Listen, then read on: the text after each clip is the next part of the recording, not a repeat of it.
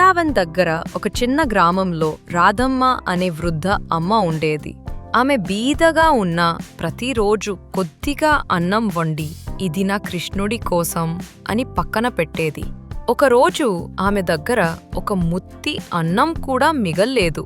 ఆ కన్నీళ్లతో ఆకాశం వైపు చూసి, కృష్ణ, ఈరోజు నీకు తినిపించడానికి ఏమీ లేవు బాబూ, నన్ను క్షమించు అంది. అప్పుడే తలుపు తట్టిన శబ్దం వినిపించింది. రాధమ్మ తలుపు తీసి చూడగా తలపై నెమలి పింఛం, ముఖంలో మధురమైన చిరునవ్వుతో ఒక చిన్న బాలుడు నిలబడి ఉన్నాడు. అతను అంది, అమ్మా, నాకు ఆకలేస్తుంది, కొంచెం తినడానికి ఇస్తావా రాధమ్మా? తన దగ్గర ఉన్న చివరి అన్నం కూడా ఆ బాబుకే ఇచ్చింది. ఆ బాబు సంతోషంగా తిన్నాడు. తిన్నాక ఒక్కసారిగా స్వర్ణకాంతిగా మారి మాయమయ్యాడు.